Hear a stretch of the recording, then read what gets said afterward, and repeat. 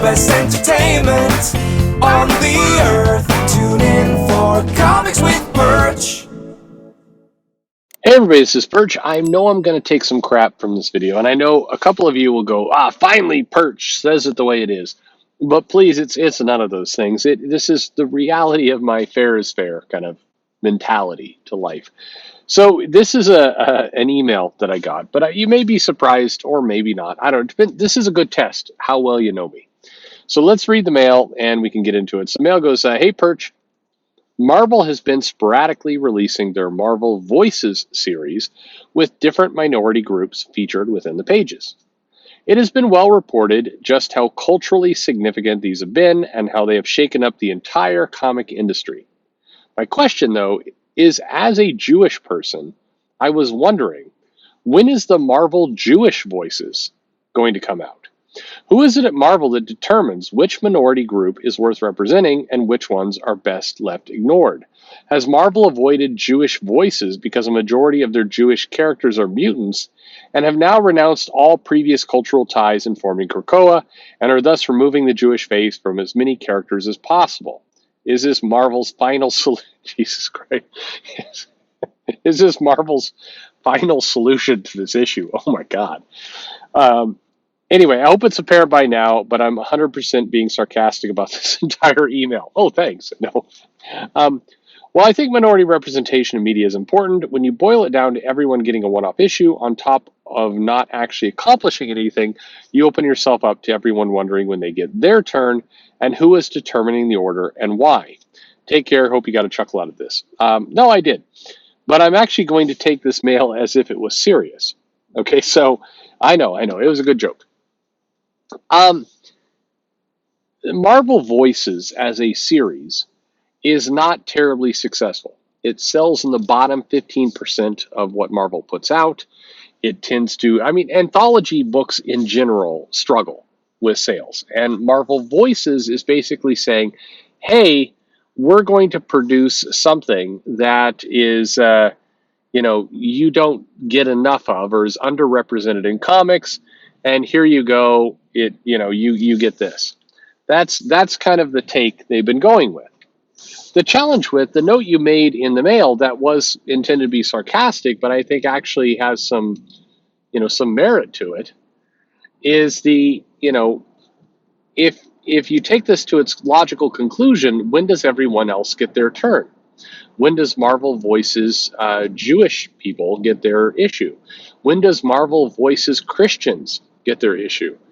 Shouldn't Marvel Voices Christians get their issue? Hell, if we're talking about underrepresented groups in comics, how about Marvel Voices happily married couples? How about that one? You want to do Marvel Voices gingers? You want to do that one? There's a lot of groups that, in many ways are less represented in comics than some of the people who are getting the Marvel Voices issues. But here's the weird part. Is Marvel's pushback, because they've been asked this in the past, and they've always responded kind of like, okay, troll. The point of the Marvel Voices issues is to shine was a Freudian slip, but maybe not so much, shine a spotlight on, underrepresented creators, talents, and characters. Except those creators, talents, and characters are often not underrepresented. During the Hispanic Marvel Voices issue, they had Miles Morales in there, who has his own ongoing series. And in terms of ongoing comics, Miles Morales Spider-Man is one of the longer running ones that Marvel has going right now. So I don't know that I think you'd be hard pressed to call him underrepresented. I think he's represented quite well. They have Robbie Reese, the Ghost Rider, who's currently in the Avengers, which is, as far as I can tell, a fairly major book. But the thing is, they're in comics, they're not underrepresented, and the challenge that you have is that when you do Marvel Voices, here's a comic with some characters that normally don't get a lot of comic time because they're from marginalized communities, but the characters are actually, in many cases, some of the most represented that Marvel has to offer. The entire thing comes off weird. if you really want to take a title, if you really want to do a Marvel Voices of characters that have barely any representation in comics and arguably could use more based on the population, Marvel Voices Christians probably would be pretty high up there of a book that, there's a decent amount of Christians in, the U.S. Western population. And, it put that very little representation in comics. Now, the other part of the Marvel Voices is to say, well, these are also characters that historically have not gotten representation, and Christians have had plenty of things going on with them, and so they don't need the extra hype. But again, if in your comics, because they've had Marvel Voices women in comics, but there are tons of featured promoted female characters in comics. And the weird part is when they do Marvel Voices, say, women, they frequently do anthology stories of characters that are already pretty well represented. They're not getting in there saying, hey, here's a Dazzler story, and here's a, I don't know, Bethany McCabe story, and here's Misty Knight, and, here's Dusk. They don't go for those characters. They're like, hey, we've got a Captain Marvel story and a Miss Marvel story, and maybe a Rogue story and a Storm story. It's like all those characters are heavily featured already.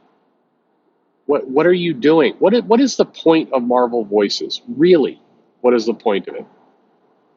And I'm not saying this sarcastically. I'm not saying like, oh, we can't have comics with women in them or anything like that. I'm saying literally, I do not understand what it is you're trying to do at this point, because you put out these anthologies featuring, by and large, characters that are already heavily promoted inside of your comics. You say, this is an opportunity to see, underrepresented characters, except the characters that are included there are heavily represented, and nobody buys it. So, and of course, nobody's going to be buying it because, look, if you've got a Marvel's Voices, and it's got multiple. I think the last one that was featured had 2 Miles Morales stories in there. Why would you buy that? You would have to be an incredible Miles Morales superfan in order to purchase that, because if you like Miles Morales, you just buy the Miles Morales comic book that is available to you every single month, and often, with annuals and other things, just that's what you would do. You would not go out of your way to buy an anthology with a 4-page Miles Morales story where he learns how to make tamales. That's dumb. So it's just a weird choice, and I think if the point of the Voices comic, the anthology, is to actually shine a light on these characters and give them some more hype, that if people come to like these guys, that they can then go out there and make an ongoing series of it. It's like, yeah, we want to put out a Miles Morales short story in the hopes of getting people excited about Miles Morales, and then one day that will lead to Miles Morales having a solo title. So wait a second, we've already got a solo title. What are we doing here? What is the point of what it is we're trying to accomplish? Because it makes no sense to anyone at this point.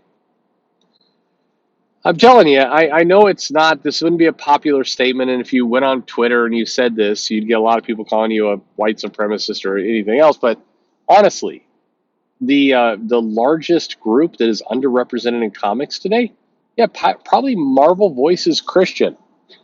That's probably it. It's crazy, but that's probably it. I think you get Marvel Voices Christian, Marvel Voices, straight white male superheroes that are just trying to get shit done.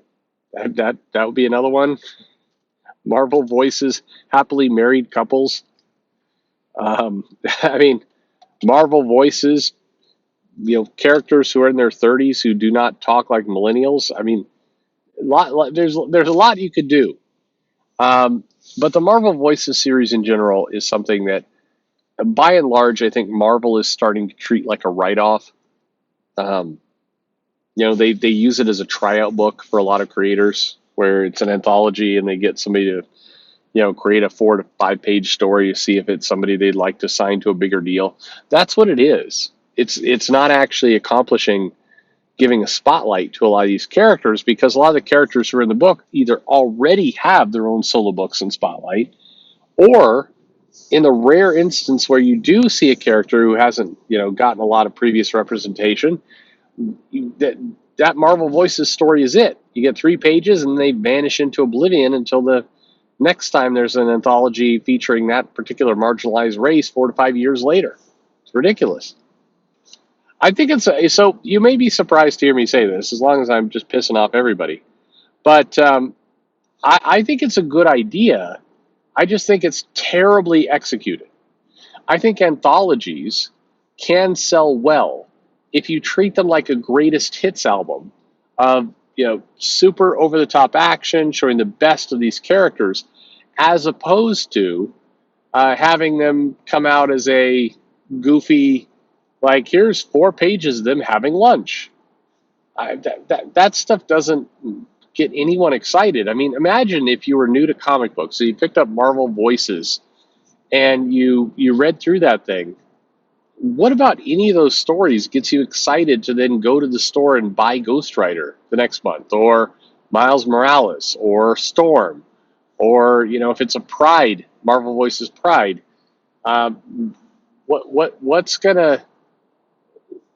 What about that anthology issue is going to get you to pick up a comic? For that matter, if you're picking up Marvel Voices Pride and you get a story of like North Star and you get a story of Iceman, and you're like, man, I really love this Iceman 3-page story. This was really cool. I think I'll start buying comics. Let me go to this. I'm a queer comic reader. I want to be a comic reader, so I'm going to go to the store and I'm going to pick up stories about Iceman. When you go to the store, you discover there aren't any. So these characters are given a spotlight inside this single anthology issue, and if it does its job, if it works, if people actually get excited about these characters and want to know more, oh sorry, there's nothing more. We hype this stuff up and come back again next year. Pride Month happens every year. So next year we'll have something new for you, another anthology, and you can get excited about that. Like the couple that I thought actually had some decent grassroots supports, the Wiccan and Hulkling couple, which like not to the same level, but like Midnight or an Apollo, tended to have a decent fan following. Where is their comic? They did this short Marvel Infinity or Marvel Unlimited story for Hulkling and Wiccan, which was basically a story of they get to experience what it'd be like if they had a different dude that they were into, and then they realized at the end that they liked each other, and that was it. Who cares? Like, you can't put out a book on a regular basis. I mean, hell, once upon a time they used to do bi-monthly, like every 2 months shipping, kind of the opposite of the double ship, but they used to do, I think Power Pack was like that for a while. If you're committed to this, like, pick one of these characters, pick Hulkling and Wiccan, and do a 6 issues a year bi-monthly comic where they have adventures doing stuff. Do that. But who are you trying to appeal to with Marvel Voices? I don't know. Wake me when they do Marvel Voices Christians. That fair is fair, right? Should be. Thanks for listening.